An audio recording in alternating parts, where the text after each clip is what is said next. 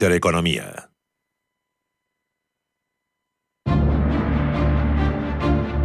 En Radio Intereconomía, Pulso Geopolítico. Análisis sobre los nuevos desafíos mundiales. Presenta Rafa Jiménez.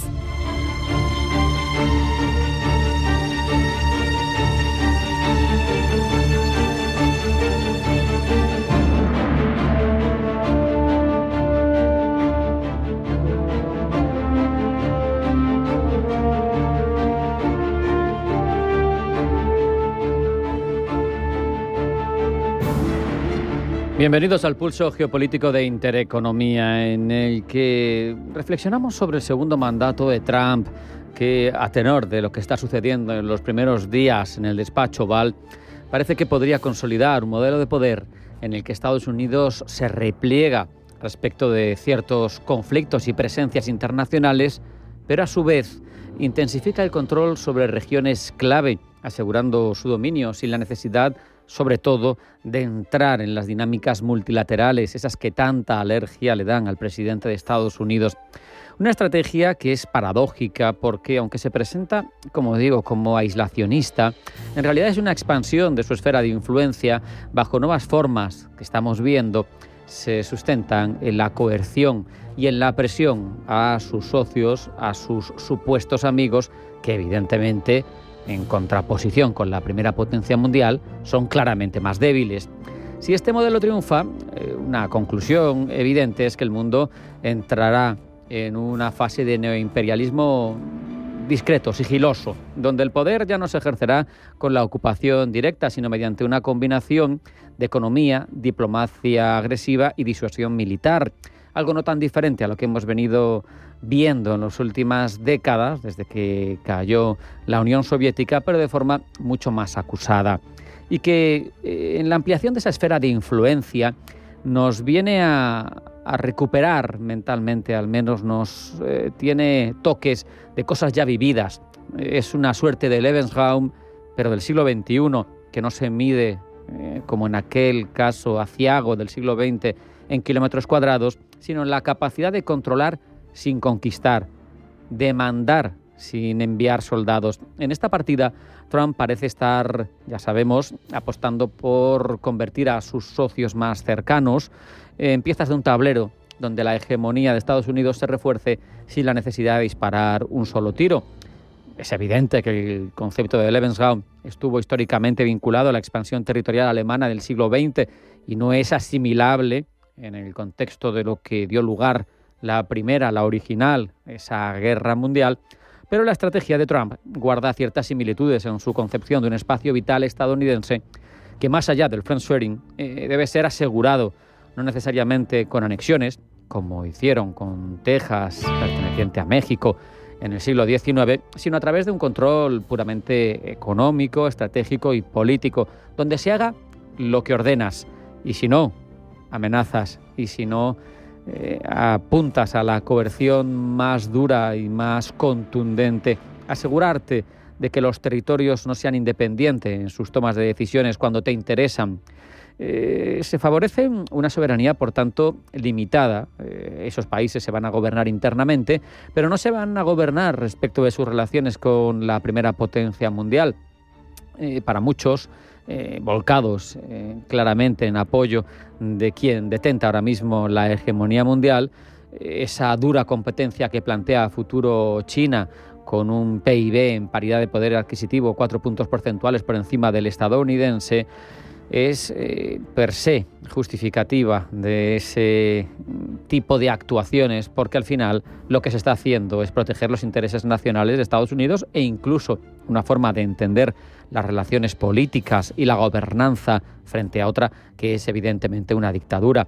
Pero el resultado es una versión moderna de un expansionismo que ya hemos disfrutado con sarcasmo, lógicamente lo digo, en otras ocasiones de la historia, un neoimperialismo disfrazado al final de decisiones de un hombre de negocio pragmático que no toma otras decisiones más que las que le permiten una relación bilateral sentados a una mesa en común en las que al final todo el mundo cede algo y todo el mundo gana algo. para nada, porque al final lo que ejerce es su dominio, sin banderas, sin anexiones formales, sin ejército, pero con su presión geoeconómica consigue lo que quiere. Y además, que esto va en el pack, sigue influyendo de forma global, busca reenfocarse Estados Unidos a su zona de influencia nacional. Es una suerte de vuelta a la doctrina Monroe de comienzos del siglo XX y finales del XIX, pero sin necesidad de imponer de un Maine que justifique, por ejemplo, esa presencia en Cuba, con una presencia autojustificada y expandida a cualquier país que sea de tu esfera de influencia, de tu esfera continental, de América del Norte y de América del Sur.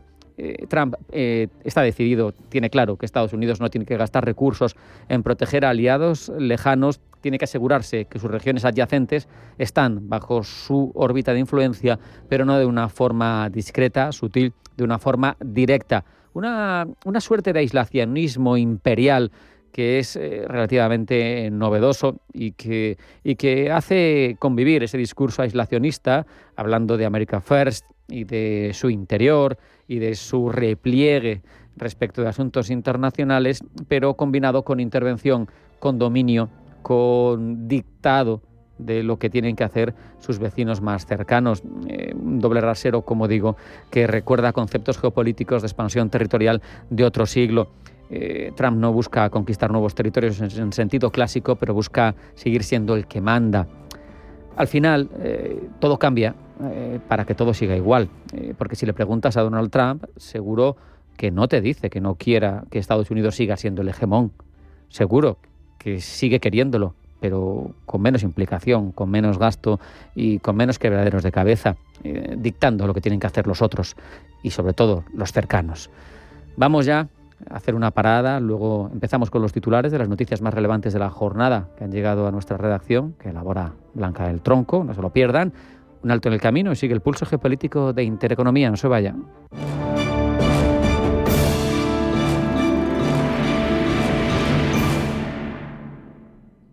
Los mercados financieros, las bolsas más importantes, información clara y precisa.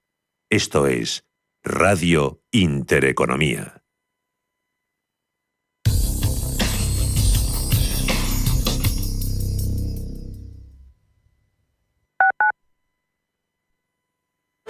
Alquilar con seguridad suena imposible, pero con Arrenta es totalmente arrentable. Protege tu alquiler al mejor precio con Arrenta. Correduría especialista líder. Atención inversor, únete al club de inversión de Grupos Eneas. Estamos especializados en la compra, reforma y venta de inmuebles y otros activos, ofreciendo rentabilidades muy atractivas. Coinvierte con nosotros. 91 639 0347. Grupos Eneas, tu aliado en la inversión. Si una persona sale de un punto A por un camino difícil y otra sale de un punto B por un camino más cómodo, ¿se encontrarán? Acompañamos a personas en situación vulnerable desde la infancia hasta el final de su vida.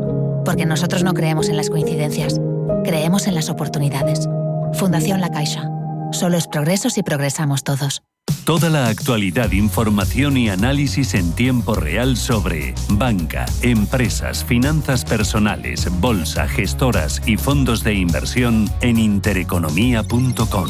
Con la opinión de los mejores expertos del mundo económico, empresarial y bursátil. Toda la programación en directo y con la posibilidad de escuchar en cualquier instante los mejores momentos de la emisora española líder en información económica. Sigue bien informado en intereconomía.com. Estamos en constante cambio. El mundo cambia. Cambia nuestro entorno. Cambios que nos hacen reflexionar. Cambios que nos hacen apostar por fórmulas diferentes. En la radio apostamos por el sector inmobiliario. Súmate al cambio con IDE Inmobiliario. Cada miércoles y jueves a las 11 de la mañana con Elena Fraile en Radio Intereconomía. Nos sumamos al cambio. Radio Intereconomía, la radio de los negocios para estar bien informado.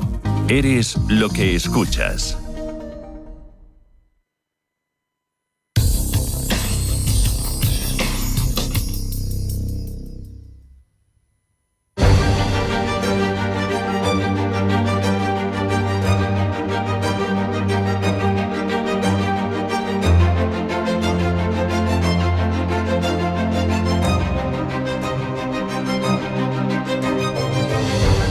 Primero los titulares, noticias más destacadas de la jornada en el ámbito internacional. Blanca del Tronco, bienvenida, buenas tardes. Buenas tardes. China responde a Donald Trump con aranceles. Pekín negociará con Washington desde una posición de fuerza y ha decidido imponer aranceles del 10 y el 15% a productos importados desde ese país a partir del 10 de febrero, después de que entraran en vigor los gravámenes adicionales del 10% impuestos por el presidente Trump a los productos chinos. El arancel será del 15% a productos de carbón y gas natural licuado y del 10% al petróleo, maquinaria agrícola, automóviles de gran cilindrada y camionetas. Se controlarán además las exportaciones de minerales clave como el telurio, el bismuto, el molibdeno y el indio. Bruselas, entre tanto, apuesta por el libre comercio, pero advierte a Trump. Tiene instrumentos para responderle. Así lo ha dicho el ministro de Exteriores, José Manuel Álvarez. Que la relación comercial entre Europa y Estados Unidos, que es la mayor del mundo, es mutuamente beneficiosa.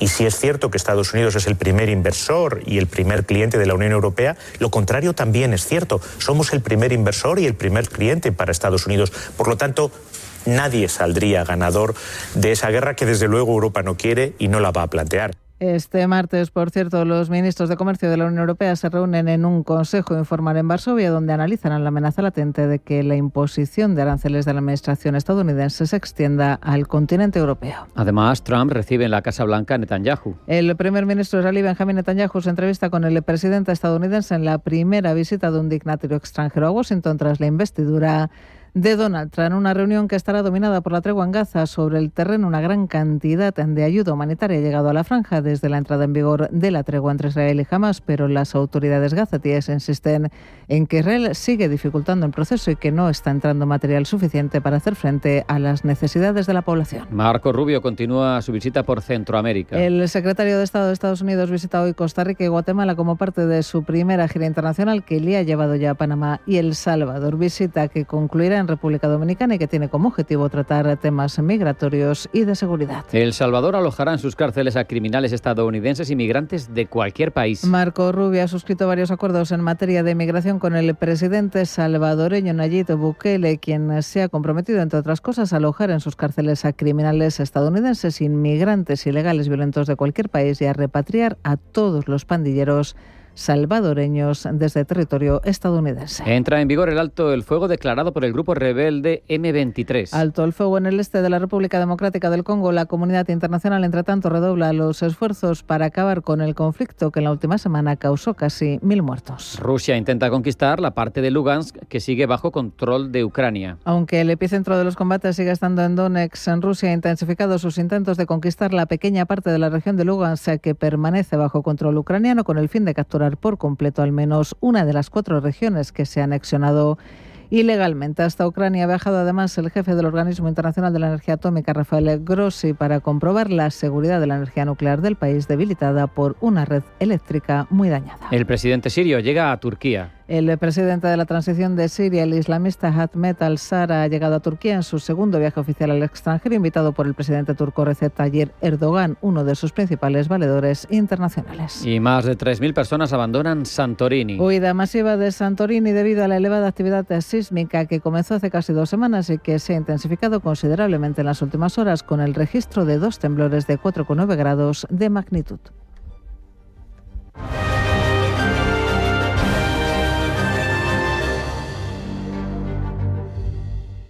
Seguimos profundizando en la actualidad en forma de crónicas, Blanca. El gigante asiático ha movido ficha en la nueva guerra comercial con Estados Unidos y ha anunciado la imposición de aranceles sobre productos estadounidenses, en particular del 15% sobre el carbón y el gas licuado y del 10% sobre el petróleo, la maquinaria agrícola, los automóviles de gran cilindrada y las camionetas. Medidas que entrarán en vigor el próximo lunes, en 10 de febrero. Paloma Arnaldos. La suspensión temporal del castigo de Trump a Canadá y México no es extensible a China, que ya ha respondido a Estados Unidos con represalias comerciales. Un día después de que se haya hecho efectivo el arancel adicional del 10% sobre los productos chinos decretado la semana pasada por Trump, Pekín anuncia que interpondrá una demanda ante la Organización Mundial del Comercio y responde también con aranceles. Aplicará un arancel del 15% a productos de carbón y gas natural licuado, así como uno del 10% a los de petróleo crudo, maquinaria agrícola, automóviles de gran cilindrada y camionetas. Además, en el caso de las mercancías importadas que sean originarias de los Estados Unidos, se aplicarán los aranceles correspondientes sobre la base de las tasas arancelarias vigentes. Para China, los aranceles de Trump, impuestos a cuenta del fentanilo, violan gravemente las normas de la Organización Mundial del Comercio y no abordan los problemas de Estados Unidos, sino que socavan la cooperación económica y comercial entre ambas potencias. China ha iniciado además una investigación formal sobre Google por presunta violación de su ley antimonopolio y ha anunciado controles de exportación de artículos relacionados con el tungsteno, el telurio, el bismuto, el molibdeno y el indio. No es la primera vez que Estados Unidos y China se enzarzan en una guerra comercial. Ya pasó en el primer mandato de Trump en 2018. Durante la administración Biden, Washington mantuvo los aranceles y hasta incrementó algunos de ellos. Joe Biden adoptó una estrategia más enfocada en el sector de la alta tecnología, con más tarifas y restricciones a los productos como semiconductores y vehículos eléctricos. La tensión comercial entre Estados Unidos y China se incrementa al tiempo que Donald Trump ha acordado con México y Canadá pausar durante un mes la entrada en vigor de los aranceles del 25% a ambos países. Tanto Claudia Sheinbaum, presidenta de México, como Justin Trudeau, primer ministro de Canadá, se han comprometido a reforzar sus fronteras. La presidenta Sheinbaum es una mujer que me gusta mucho. Hemos tenido buenas relaciones, pero tenemos que impedir que entre el fentanilo, me guste alguien o no, y tenemos que detener a los extranjeros ilegales. Hemos acordado poner 10.000 soldados permanentemente en su lado de la frontera y evitar que el fentanilo y los extranjeros ilegales entren a nuestro país. Se tienen un gran incentivo para hacerlo. La presidenta mexicana ha celebrado por su parte el logro insólito, ha dicho, de conseguir una pausa de Trump. Finalmente, llegamos al acuerdo que está en el acuerdo que se puso de poder poner más guardias nacionales en la frontera norte para proteger la frontera y evitar el tráfico de drogas y en particular el tráfico de fentanilo de México hacia Estados Unidos. Y estoy segura que en este mes vamos a poder dar resultados. Buenos resultados a su pueblo, buenos resultados al pueblo de México. El primer ministro canadiense, por su parte, ha explicado que Canadá incluirá a los cárteles en la lista de terroristas, vigilará la frontera a las 24 horas del día, los 7 días de la semana, y pondrá en marcha una fuerza de acción conjunta Canadá-Estados Unidos para combatir la delincuencia organizada, el fentanilo y el blanqueo de capitales. Donald Trump ha asegurado que Canadá reforzará la seguridad fronteriza con un plan de $1.300 millones que incluirá nuevos helicópteros, tecnología y personal, así como una mejor coordinación con Estados Unidos. El presidente estadounidense ha concretado además que durante el mes de suspensión se llevarán a cabo negociaciones con ambos países que estarán encabezadas por el secretario de Estado de Estados Unidos, Marco Rubio, el secretario del Tesoro, Scott Bessent, y el secretario de Comercio, Howard Lutnick. La amenaza arancelaria de Trump se ha dado en represalia por el déficit comercial, la migración irregular y el tráfico de fentanilo. Donald Trump ha amenazado además con imponer aranceles a la Unión Europea. Desde Bruselas apuestan por el libre comercio, pero advierten, tienen instrumentos y voluntad si deben responder a Trump. Pablo Llanoné. El próximo objetivo del magnate neoyorquino es la Unión Europea. Así lo afirmó el viernes tras considerar que las relaciones comerciales del bloque con Washington son una atrocidad. En las siguientes declaraciones se pueden ver que para su punto de vista razones no le faltan. Tenemos un déficit de más de $300.000 millones. No se llevan nuestros coches ni nuestros productos agrícolas, no se llevan casi nada y nosotros, sin embargo, compramos todo, millones de coches, enormes cantidades de alimentos y productos agrícolas. Dicho esto, afirmó que algo iba a pasar allí, pero no entró en detalles y solamente ha generado especulaciones en torno al porcentaje de aranceles que se aplicaría. Quizá por esta razón, cuando el ministro de Exteriores español, José Manuel Álvarez, es preguntado por la posible respuesta de la Unión Europea, el político prefiere no mojarse antes de tiempo y se limita, dice, a los hechos. Aún así, ha asegurado que, aunque la primera opción de la Unión Europea es la colaboración, están dispuestos a defender sus valores, pase lo que pase. Pero también de defensa de nuestros valores y del modelo europeo. Y nuestros valores y nuestro modelo europeo son muy claros. Nosotros creemos en una transición ecológica y en la lucha contra el cambio climático. Los europeos creemos en el multilateralismo, creemos en la paz, creemos en las Naciones Unidas. Aunque no lo dice textualmente, esos valores son contrarios para la administración Trump, que ya ha firmado la salida del acuerdo contra el cambio climático firmado en París en el año 2015. Aún así, el ministro insiste en la colaboración y en el libre comercio que, como asegura, beneficia tanto a Washington como a Bruselas. La posición de los europeos es favorable al libre comercio. Que cuando europeos y norteamericanos trabajamos juntos, como venimos haciendo desde el final de la Segunda Guerra Mundial, es mutuamente beneficioso y también ofrece más estabilidad al mundo. En esta misma línea han hablado ya el presidente del Consejo Europeo, Antonio Costa, y el canciller de la primera economía europea, Olaf Scholz. Y no es para menos. El porcentaje de aranceles que se impondrían es aún indeterminado, pero en el hipotético caso de que fuesen similares a los de China, del 10%, se vaticina que el PIB de la Unión se podría encoger hasta un 1%. Y reunión en Varsovia de los ministros de Comercio de la Unión Europea que abordarán, como era de esperar, las amenazas arancelarias de Donald Trump. Maroš Šefčovič, comisario europeo de Comercio, cree que se pueden resolver las disputas comerciales con Estados Unidos conversando. No vamos a especular sobre lo que podríamos hacer. Preferimos tener un compromiso temprano con nuestros homólogos estadounidenses y esperamos que, a través de este compromiso, podamos evitar las medidas que causarían una gran perturbación en la relación comercial y de inversión más importante del planeta, de la cual dependen más de 4 millones de personas a ambos lados del Atlántico para tener empleos de alta calidad. El encuentro, que cuenta con la participación de Suiza y Noruega como observadores invitados, se produce en un contexto de múltiples desafíos para la economía europea. Se espera que hoy los ministros también aborden temas como la relación comercial con China y la necesidad de asegurar cadenas de suministro diversificadas para sortear los inconvenientes derivados de la guerra de Ucrania y otras zonas en conflicto. Y hoy el presidente estadounidense Donald Trump recibe en la Casa Blanca al primer ministro israelí Benjamin Netanyahu, que se convierte así en el primer dirigente internacional recibido por el republicano en el que es su segundo mandato al frente de la presidencia de Estados Unidos. Gemma González. Enorme expectación ante la cita de hoy en la Casa Blanca entre el presidente Donald Trump y el primer ministro israelí Benjamin Netanyahu. Encuentro con el conflicto en Oriente Próximo, Gaza y la segunda fase de la tregua con Hamas en la agenda más inmediata, pero también la tensión con Irán y la posibilidad de un acuerdo de normalización de relaciones entre Israel y Arabia Saudí. Para Netanyahu, ser el primer mandatario internacional recibido por Trump es un gesto revelador sobre la alianza entre Israel y Estados Unidos. Me voy a una reunión muy importante con el presidente Trump en Washington. El hecho de que esta sea la primera reunión del presidente Trump con un líder extranjero desde su toma de posesión es revelador. Creo que es un testimonio de la fortaleza de la alianza israelí-estadounidense. También es un testimonio de la fuerza de nuestra amistad personal. La visita del israelí a Washington se produce en medio de la implementación de la primera fase del acuerdo de alto el fuego en la Franja de Gaza, que arrancó el pasado 19 de enero con una duración prevista de 6 semanas. En ese plazo, Hamás debe liberar a 33 rehenes israelíes. Ya han salido 13, además de 5 tailandeses, a cambio de la excarcelación de más de 1.900 presos palestinos. De ellos, 587 ya están en libertad, incluidos 209 que cumplían largas condenas o cadena perpetua. La tregua cumplió ayer su día 16, cuando las partes debían iniciar las conversaciones para la segunda fase del cese el fuego.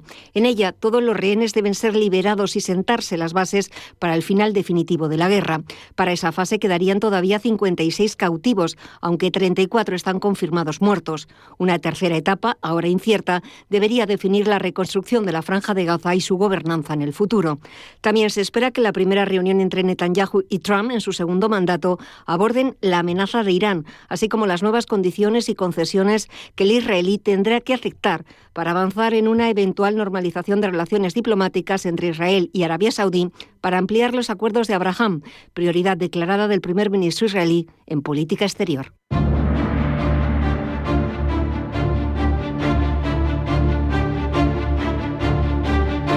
En Radio Intereconomía, Pulso Geopolítico. Presenta Rafa Jiménez.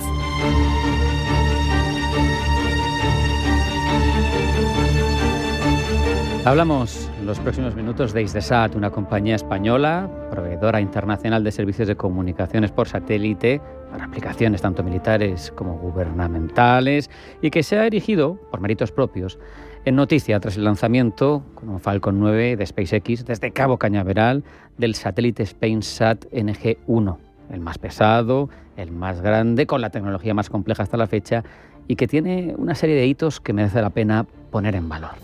Y para ello nadie mejor que Miguel Ángel García Primo, que es director general de Hisdesat.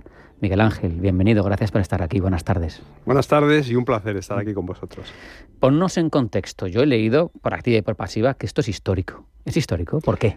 Sí, lo es por las razones que has dicho tú antes, es decir, estamos hablando del satélite o los satélites más grandes en tamaño, más grandes en presupuesto, con más desarrollo tecnológico, con más I+D, investigación y desarrollo incluidas en el propio satélite. Son los satélites que más contribución han tenido de la industria nacional, más del 45% de las piezas del satélite están hechas en España, y además no cualquier pieza, sino la parte más compleja del satélite, que es la carga útil de comunicaciones seguras del satélite, ¿no? Y además es un satélite que va a servir para el Gobierno de España, para las Fuerzas Armadas españolas, pero también para nuestros aliados. Va a dar servicio a la Unión Europea en el programa GOVSATCOM, va a dar servicio a la OTAN en sus comunicaciones seguras, porque es un satélite que cumple con los exigentes requisitos de seguridad que tiene incluso la Alianza Atlántica. Esto, en materia de autonomía estratégica, al final, tener en órbita un satélite de este tipo te hace distinto, te hace entrar en un club diferente. Sin duda. Hasta este momento, a la OTAN solo ha habido 4 países que le pueden dar servicio de comunicaciones seguras al nivel que la OTAN requiere, que son Estados Unidos, Reino Unido, Francia e Italia. A partir del lanzamiento del SpainSat nueva generación 1 de Hisdesat y de España, pues entramos en ese club muy reducido, como ves, de países que son capaces de dar las comunicaciones más seguras que necesita la Alianza Atlántica. Qué bueno. El hito, Miguel Ángel, lo celebramos ahora, nos congratulamos, pero el camino hasta llegar a esto ha tenido que ser muy largo. Camino es largo y difícil. Esto empieza en el año 2019 y nos entregan el satélite a final de diciembre de este año, o sea, son 5 años y medio pasados, y bueno, con dificultades, con éxitos, con tropiezos. Ten en cuenta que tiene un componente de I+D bastante elevado, de manera que no es coger unos planos y fabricarlos, ¿no? Ha habido que diseñarlo. Yo siempre me gusta decir que lo más innovador de este satélite es la antena activa en banda X, y ahí hemos desarrollado, hemos diseñado hasta los chips, hasta los semiconductores de potencia de la antena son específicos del SpainSat. No hemos comprado uno por ahí en Taiwán que se adapte, hemos tenido que hacer uno específico diseñado para nuestra aplicación, y que además era la primera vez que se vuela y que está calificado para espacio, que es un chip de nitruro de galio. Actualmente lo que se usaba hasta ahora era el arsenuro de galio, que tiene menos eficiencia energética, por lo tanto, pues para dar la misma potencia necesita consumir mucho más y también evacuar mucho más calor. Eso en el espacio es muy complicado. ¿Y tiene que estar en marcha 15 años? Sí, la vida útil nominal que tiene que tener este satélite son 15 años, más realmente, lo hemos diseñado para 16, y por tanto es un programa de más de 20 años, es un programa estratégico, es un programa de país, y es un programa que efectivamente se lleva casi una generación completa trabajando en ello, ¿no? Las capacidades que aumenta, que nos incorpora, hay que destacarlas, ¿no? Creo que puede detectar, geolocalizar, bloquear cualquier emisión que sea anormal y más cosas. Explícanos someramente, porque supongo que tiene una cantidad de posibilidades tremenda, pero lo más llamativo de lo que puede hacer.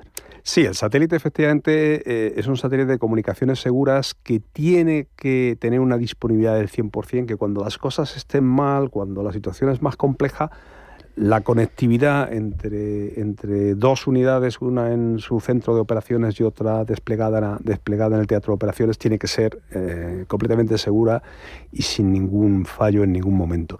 Entonces eso implica hacer una serie de diseños que garantizan esta comunicación. Por ejemplo, efectivamente, la antena activa de banda X es capaz de generar hasta 16 haces de comunicaciones diferentes. que se pueden apuntar a cualquier punto del mundo con una antena plana, no tiene nada en movimiento, es todo electrónico. Esos mismos haces se puede cambiar la forma del haz, se puede cambiar el tamaño del haz. Esa misma antena es capaz de geolocalizar cualquier interferencia. Es decir, cuando tú tienes un adversario, un enemigo, lo primero que trata de hacer es negarte tus capacidades de conectividad por satélite. Entonces, esto es capaz de geolocalizar cualquier interferencia y además anularla. Es muy importante. Y es capaz de cambiar de frecuencias, es capaz de adaptar la frecuencia y la potencia necesaria en cada momento. Es un satélite definido por software, es decir, en un momento determinado nosotros le podemos cambiar la configuración y un segundo después volvérsela a cambiar desde nuestro centro de control, ubicado en Hoyo de Manzanares. Eso te iba a preguntar, ¿cómo se controla un satélite tan avanzado? Bueno, pues es complejo, efectivamente, es más complejo. Tenemos que estar H24, 365 días al año detrás de él. Y efectivamente pues tenemos unos sistemas complejos donde desde tierra pues definimos la configuración del satélite, la subimos arriba y el satélite funciona con esa configuración hasta que se la volvamos a cambiar, y eso depende pues efectivamente de las necesidades de nuestros clientes, de las interferencias que nos puedan intentar hacer. En fin, nos defendemos contra todo eso, ¿no? Eso que sí, lo has mencionado de pasada, pero es importante, ¿no? Definido por software, ¿no? Y todo se puede modificar desde ese centro de Hoyo de Manzanares. Eso es, efectivamente. Yo creo que es fundamental en satélites de este tipo, además, que su misión concreta no está bien definida, porque efectivamente lo que tiene que dar es las comunicaciones allí donde se necesiten, y no sabemos dónde se van a necesitar, porque un teatro de operaciones puede ocurrir en cualquier sitio, pues es lo que tiene, ¿no? Y este satélite efectivamente tiene esa flexibilidad de orientar sus haces a los teatros que se necesiten en su momento, pero no solo orientar sus haces, sino asignar las frecuencias, muchas o pocas que se necesitan, asignar la potencia, mucha o poca que se necesita, en fin, es capaz un poco de todo, ¿no? En julio va a llegar su gemelo. No sé si va a llegar un poco más tarde. Un poco más tarde. Está previsto a día de hoy que nos haga la entrega en tierra del satélite SpainSat NG-2 en agosto, y la idea sería que pues aproximadamente un mes después, en septiembre, haríamos su lanzamiento. Leía que van a funcionar independientemente. ¿Por qué se decide eso? Bueno, vamos a ver, lo que intentamos hacer es tener la cobertura necesaria de la superficie de la Tierra. Con un satélite en la órbita geoestacionaria, como están estos dos, tenemos aproximadamente una visión de la Tierra de unos 120 grados. Para ver la Tierra completa, pues necesitamos 360 grados. Entonces, pues necesitaríamos 3 para la Tierra completa. Claro. Como en el Pacífico no tenemos necesidades operativas, pues hacemos 2, y con 2 vemos 2/3 partes de la Tierra, desde la costa oeste americana hacia el este hasta Singapur en Asia, y cubrimos pues Atlántico, Índico, una parte del Pacífico pequeña, Europa, Asia y América y África. Bueno, pues todo aquello que necesitamos ver. Nunca pensé que iba a haber alguna ventaja de haber perdido el imperio y de no tener ya las Filipinas. Bueno, efectivamente, si tuviéramos las Filipinas, hubiéramos necesitado un tercer satélite que nos cubra también ese territorio. Y creo que la cobertura se solapa, ¿no? Hay una zona que se solapa, que es la zona de máxima prioridad española, y efectivamente ahí tenemos un solape donde si fallara uno de los satélites, el otro puede mantener sus comunicaciones. Un background llevado al extremo, ¿no? O sea, un backup llevado al extremo, ¿no? Efectivamente, esto es una redundancia extrema, no hace falta tanto. Esto viene históricamente, los satélites fallaban más, y entonces había una cierta preocupación porque si un satélite fallaba entrara el otro. Esto hoy ya tiene menos sentido, pero el problema es que las posiciones orbitales que se coordinan a nivel internacional en la Unión Internacional de Comunicaciones, las que tenemos son las que son. Estamos en 30 grados oeste y en 29 grados este, y eso es prácticamente imposible moverlo, porque hay otros países que tienen todo otras el mundo posiciones, quiere su espacio, evidentemente. Claro. Entonces, bueno, pues esto empezó así y así seguimos, ¿no? Explícanos quién lo promueve. ¿Esto de dónde surge? Bueno, nuestros programas espaciales siempre son igual y los hacemos mediante una colaboración público-privada con el Ministerio de Defensa. Nosotros respondemos a las necesidades del Ministerio de Defensa español y de las Fuerzas Armadas españolas, fundamentalmente. A eso le añadimos el resto de clientes que nosotros ya tenemos entre países aliados y amigos, y el resto de necesidades que vemos en organizaciones internacionales a las que pertenece España, como la Unión Europea, como la OTAN o como la ONU. Con todo eso generamos una especificación técnica que da respuesta a todos ellos y ponemos en marcha el programa. Pero fundamentalmente nuestro cliente anclaje, que llamamos, el más importante, es el Ministerio de Defensa español, el Gobierno de España. Vaya. Es evidente, lo hemos hablado, que esto es, yo creo, el mayor hito espacial que hemos logrado como país, pero me da la sensación de que poco a poco se va generando una industria aeronáutica en España, más allá de Hisdesat también, se me ocurre de memoria, gente que incluso haya pasado por aquí, PLD, que pone sus Miura en el espacio, o incluso en otro nivel, que no tiene nada que ver con Hisdesat, pero tiene esa Fossa Systems, que tiene su red de picosatélites y de nanosatélites. Yo te pregunto, hemos estado atrasados en otras cosas de industria de valor añadido, pero me parece que en esto que es tan complicado estamos bien encaminados. Es cierto, España tiene una industria espacial muy bien preparada, está digamos, ubicada en la cuarta posición de la Unión Europea, en la quinta de Europa. Estamos solo detrás de Francia, Alemania, Italia y Reino Unido.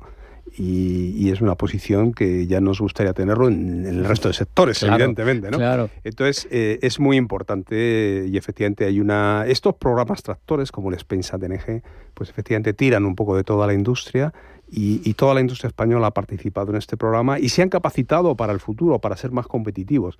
Bueno, lo decía antes, ¿no? 4 países que son capaces de dar servicio a la OTAN de este nivel de comunicaciones seguras, y ahora somos un quinto. O sea, estamos siempre hablando, y este quinto ya es a nivel mundial, no a nivel europeo solo. Es decir, en comunicaciones seguras por satélite estamos incluso mejor que en espacio de forma general, ¿no? Qué bueno. Entonces, sí, es un sector especialmente, digamos, bien representado por las industrias españolas en el mundo. Qué bueno. Te quería preguntar también, Miguel Ángel, lo que es un poco... Hisdesat lleva desde 2001. ¿Cómo habéis evolucionado? Porque me has hablado de 2019, pero no ha sido ese momento en el que habéis nacido. Cuéntanos algo de Hisdesat.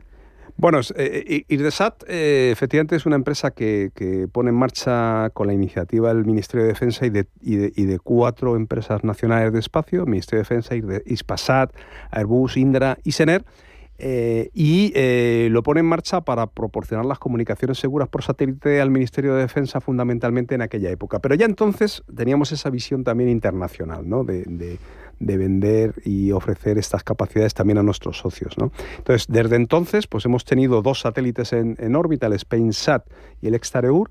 Después, en el año 2018, y empezamos mucho antes, entramos en un nuevo campo, que es el campo de la observación de la Tierra, y lanzamos un satélite que es un radar de apertura sintética de muy alta resolución, que se llama PAZ, también para las necesidades de inteligencia de nuestras Fuerzas Armadas y de nuestros aliados. Todos ellos son satélites duales, con usos civiles y militares, en comunicaciones todas gubernamentales, pero en observación de la Tierra también tenemos usuarios privados, ¿no? Y finalmente, en 2019, pues empezamos el programa de renovación, de reposición de los satélites actuales, que por cierto siguen dando servicio hasta que el SpainSat-NG-1 llegue a su órbita definitiva. Y fíjense ustedes que el ExtarEUR lo lanzamos en el año 2005. Era un satélite que estaba especificado para que durara 15 años, y con unas simples cuentas pues se dan cuenta de que va a durar 20, ¿no? O que está durando 20 años. Que es Qué buenos sois los aeronáuticos, porque tienes la Viking ahí, que está ya fuera y sigue funcionando, tienes el Hubble, que también funcionó más tiempo. Dices, es alucinante cómo se trabaja de bien, ¿no? Porque al final supera toda expectativa. Sí, a ver, el problema del espacio es que nosotros lanzamos un satélite, como lanzamos el otro día, ¿no? El 30 de enero, y no lo volvemos a ver. Y tiene que estar más de 15 años, 16, 20, los que sean, en una órbita de 36.000 kilómetros de la Tierra, con radiación solar, con llamaradas solares, con extremos de temperatura entre más o menos 150 grados, y no puede fallar, porque nadie puede ir a arreglarlo. Entonces, pues es verdad que hacemos un diseño con mucha redundancia, muy robusto, con mucho cuidado. Hay que hacerlo, tienes que estar seguro de que no va a fallar. Para terminar, Miguel Ángel, te voy a preguntar si tenéis ya, aunque sea esbozados, los pasos siguientes tras el SpainSat-NG-2. Porque tendrá que venir algo. Esto no surge de un día para otro. No. Los programas espaciales llevan mucho tiempo de preparación. Nosotros ahora estamos en la fase de iniciar el programa industrial con el programa PAZ-2, que es el programa de reposición del PAZ actual. PAZ actual ya va a cumplir 7 años ahora en febrero. lo lanzamos, creo que fue el 18 o el 20, ya se me olvida, de febrero del año 2018. Y tenemos que renovarlo ya. Entonces, bueno, ya firmamos un protocolo de actuación, un protocolo general de actuaciones con el Ministerio de Defensa y estamos ahora pues en la fase de negociación con toda la industria nacional para poner en marcha este nuevo programa PAD2, que va a ser un programa también de última generación en radar de apertura sintética con una resolución impresionante. Una industria que tenemos que poner en valor y que por eso hablamos de ella, una empresa como es Desat que hay que poner en valor por sus hitos y porque además son quienes garantizan que nuestros soldados al final estén bien comunicados y puedan hablar entre ellos. Así que no podemos más que agradecer vuestra labor, Miguel Ángel García Primo, director general de Isdesat. Ha sido un verdadero placer tenerte aquí en el estudio. Muchas gracias. Un abrazo. Hasta la próxima. Muchas gracias para vosotros y un abrazo también. Hasta la próxima.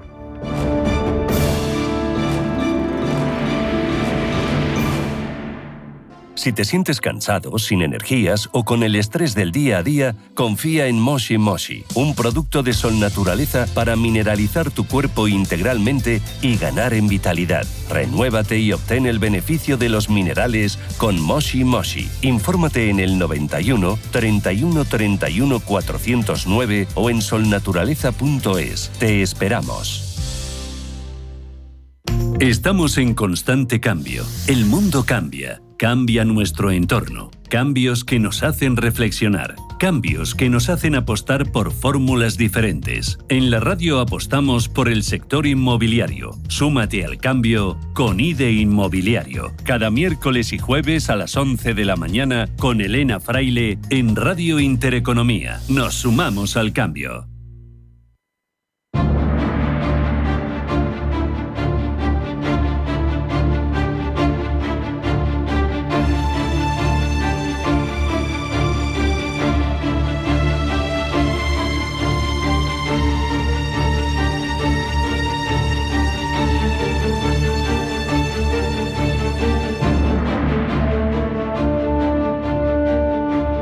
Sabemos que elementos como la geopolítica tienen dentro muchísimas ramas y una que nos interesa especialmente a nosotros es la geoeconomía.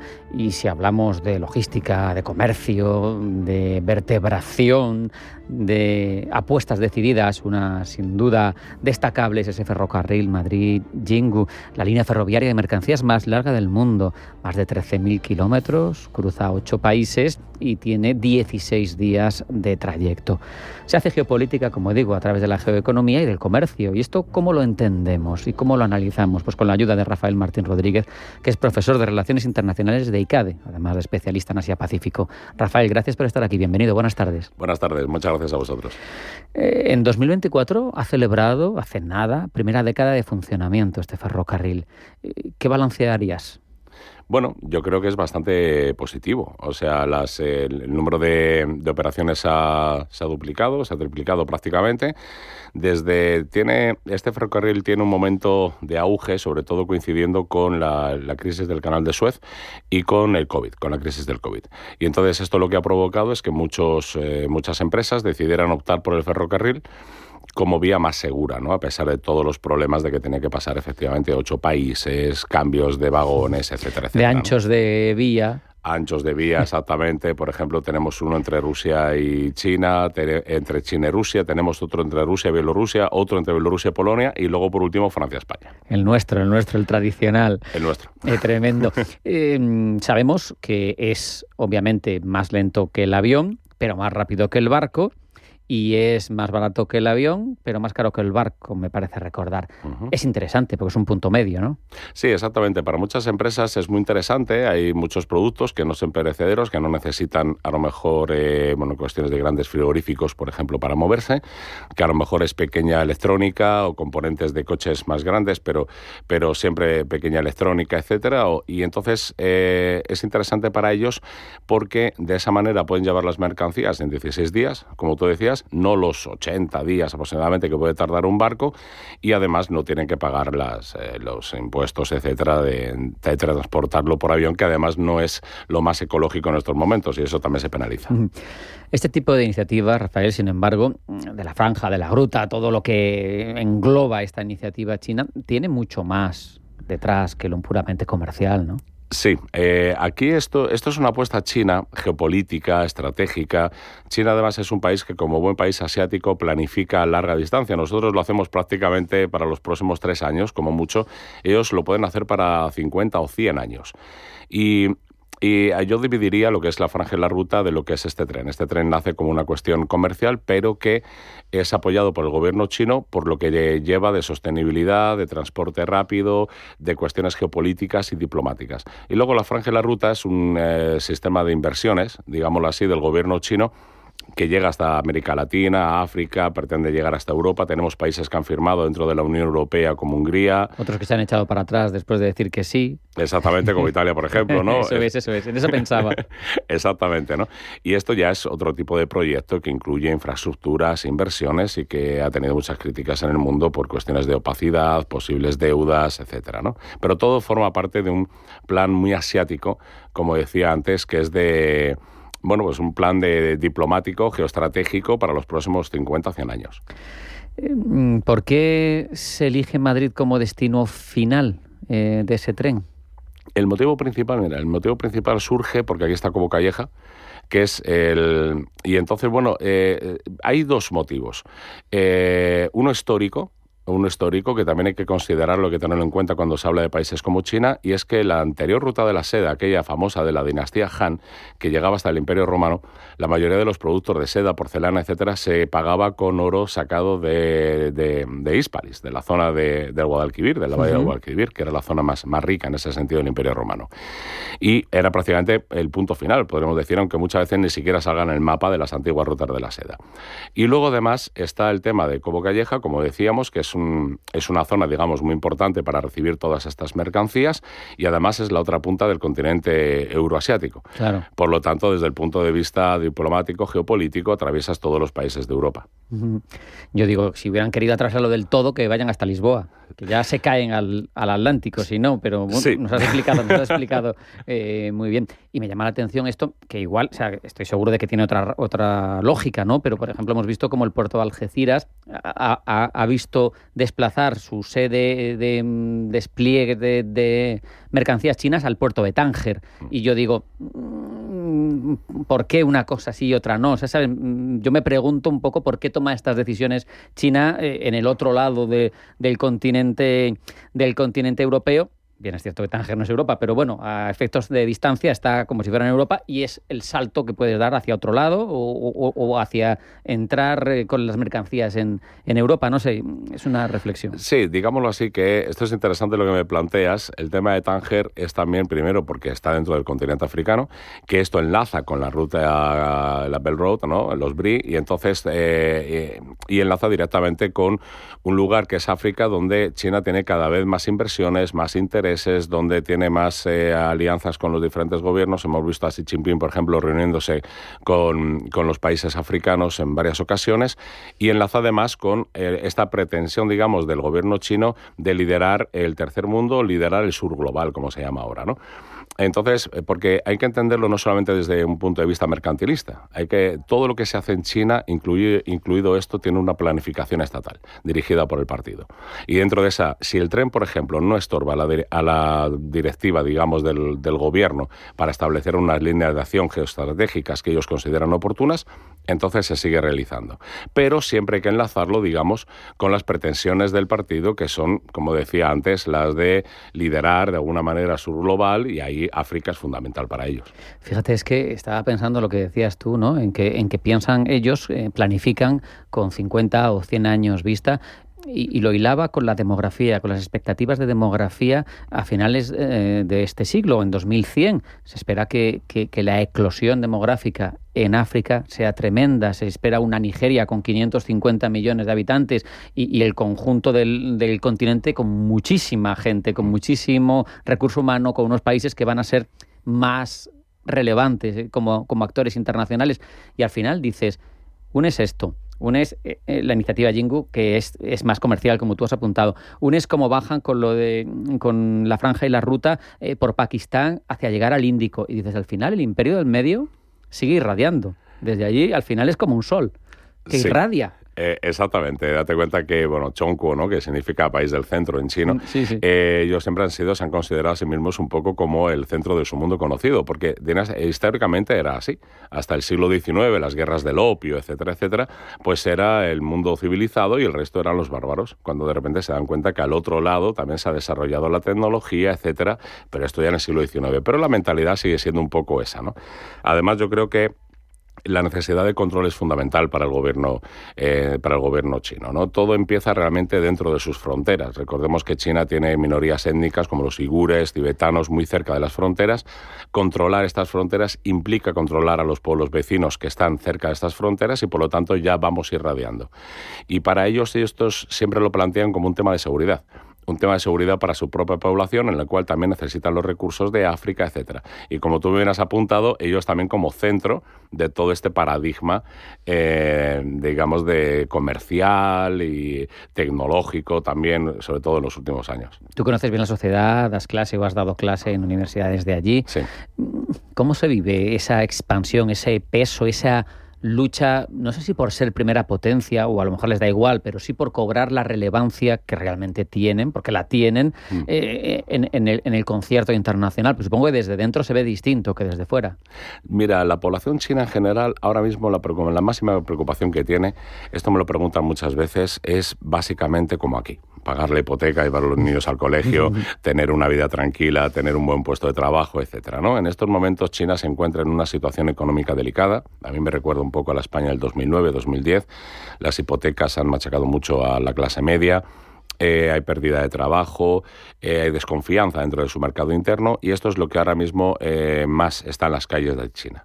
Luego, por supuesto, hablas ya, digamos, con gente más relacionada con el mundo de la política, etcétera, y ahí te encuentras una especie como de ganas de ser reconocido internacionalmente. ¿Por qué? Porque China parte de un nacionalismo victimista. Lo sufrieron mucho en el siglo XIX por las invasiones de muchos países durante la Segunda Guerra Mundial, etcétera, y tienen una especie de victimismo nacionalista heredado de aquella época, pero que pertenece más a las viejas generaciones y no tanto a las jóvenes. Las jóvenes generaciones, yo además soy muy positivo con ellos, son unas generaciones, la generación Z, por ejemplo, actual China, es una generación sin victimismos, nacionalistas, muy nacionalista, muy patriota, pero con muchas ganas de entenderse con el mundo. Y yo creo que ese es el cambio que va a operar en China en los próximos años.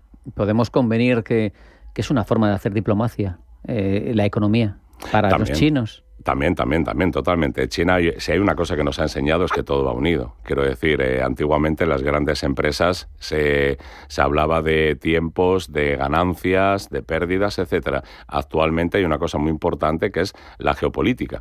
¿Y eso por qué? Porque tenemos países que no son solamente China, está también India, Japón, Corea, que tienen un pensamiento en el cual todo está dirigido o dirigido de alguna manera por el Estado dentro de unas planificaciones, como decía antes. Y hacia eso nos tenemos que amoldar europeos, Estados Unidos ya está empezando a hacerlo, latinoamericanos, etcétera. Fíjate, ahora están embarcados en esta batalla de los aranceles que ha respondido Pekín, que si tú me pones 10, pues yo te pongo 15 y 10 también. O sea, al final es evidente que sin ser la primera potencia económica del mundo, al menos nominalmente no lo es. Miraba esta mañana y comentaba antes que en paridad de poder adquisitivo, si tomas el PIB en paridad de poder adquisitivo, sí que es la primera economía del mundo, es el 18% de la economía mundial, mientras que Estados Unidos sería la segunda, pero en cualquier caso es alguien que pesa, es alguien que algo puede decir, ¿no? En materia económica, y tiene músculo. Las tierras raras, por ejemplo, es absolutamente dominadora, por lo menos en su gestión, o sea, en su producción, en producción de muchas, pero también en, vamos a decir, es que no me sale el término ahora mismo, como en la puesta a disposición, me refiero, o sea, en el procesado, que no me salía. En el procesado de tierras raras maneja el 95% del mercado, y eso es clave para la economía tecnológica que tenemos. Por lo tanto, algo tiene que decir Pekín. Me parece, no obstante, que esa deriva de una diplomacia geoeconómica también hay quien acusa de la trampa de la deuda, no sé si has oído hablar, claro, de esas infraestructuras que luego no me puedes pagar y me las quedo. ¿Eso cómo se vende desde China? Porque al final es una acusación. Bueno, a ver, China en este sentido lo que dice, y yo creo que en este sentido tiene razón, es que ellos, primero, nunca intentan cambiar un gobierno cuando están fuera, pero siempre se van a aprovechar de las debilidades. Esto no te lo dicen, pero es obvio. Quiero decir que si, por ejemplo, es un gobierno que se deja endeudar o tiene temas de corrupción, China lo va a hacer. Que esto es algo además que se ha hecho, lo hizo Europa, lo hizo Estados Unidos y ellos han aprendido bien la táctica, ¿no? Si sin embargo es un gobierno que no digamos que antepone primero los intereses nacionales a cualquier otro, entonces ellos adaptan y hacen negocios con ese gobierno. Muy clásico, por ejemplo, ellos en Latinoamérica dividen países entre países pragmáticos y países ideológicos. Ideológicos sería Cuba y Venezuela, por ejemplo. ¿No? Pero países pragmáticos para ellos, pues ahí entraría Colombia, entraría Chile, entraría una serie de países que, además, que son precisamente con los que ellos prefieren hablar. Porque curiosamente, al final ellos prefieren hablar con países que sean prácticos, que anteponen, digamos, sus intereses estatales, porque de esa manera se puede hacer negocios. Porque lo que sí han aprendido en los últimos años es que con otros países luego van a tener problemas, acusaciones de esa deuda que no siempre repercute en un beneficio, sobre todo económico para ellos. Ahí hay muchas luchas entre Ministerio de Asuntos Exteriores, Ministerio de Economía. Ministerio de Asuntos Exteriores prefiere la influencia geopolítica y Ministerio de Economía prefiere, digamos, tener un beneficio. Pero al final lo que han aprendido es que el Ministerio de Economía tiene más razón, porque en el caso, se me ocurre por ejemplo el caso de Montenegro. En el caso de Montenegro tiene una deuda con China por una carretera que no pueden pagar, pero esto les ha alejado de tener más influencia en muchos países de la Unión Europea, solo por una carretera y por una deuda. Con lo cual ellos empiezan a pensar también en la posibilidad de simplemente o de trabajar más con países más pragmáticos que anteponen, como decía antes, los intereses de su Estado, que no se van a endeudar a tontas y a locas, aunque pierdan, digamos, un puerto estratégico en una zona, pero ganan influencia y ganan sobre todo poder blando, que es lo que están buscando en estos momentos. Muy interesante. Rafael, en 2049 se cumplen 100 años de la República Popular y sabemos que su pretensión, al menos manifestada, es estar reunificados realmente en sus territorios, es decir, controlar la isla de Taiwán. Sí. ¿Va a pasar? ¿No va a pasar? ¿Por las buenas, por las malas? Hong Kong lo consiguieron por las buenas. Bueno, Hong Kong era otro tema, porque sí. Hong Kong, date cuenta que, Hong Kong era prácticamente imposible que pudiera realmente sobrevivir solo. Hong Kong nunca había sido tampoco una democracia, siempre había tenido un gobernador de UK, y además las tierras arrendadas a Hong Kong eran de 99 años, las que circundaban la ciudad, y una vez devueltas estas en la época de Margaret Thatcher y Deng Xiaoping, pues ya solamente quedaba lo que es la isla, ¿no?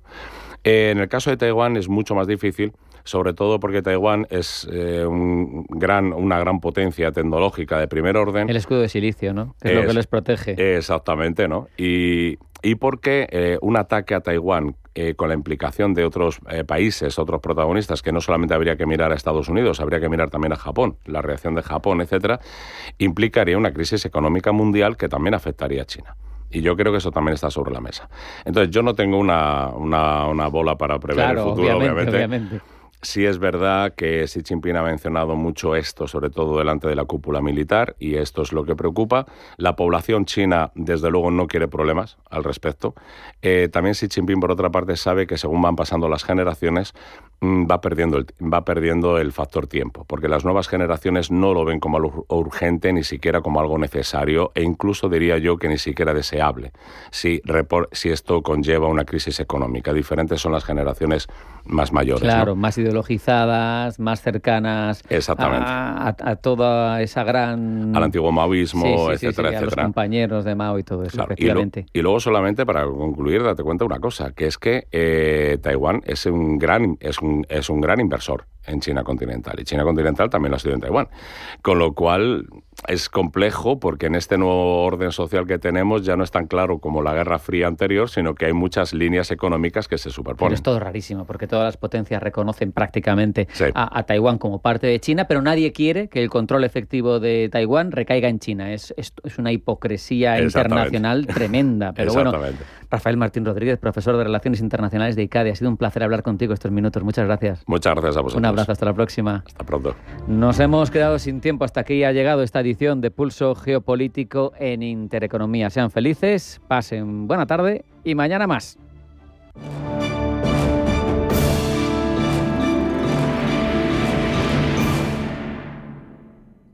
¿Sabes que tomando 2 litros de agua Sierra Cazorla te aporta el 30% de magnesio que necesita tu cuerpo?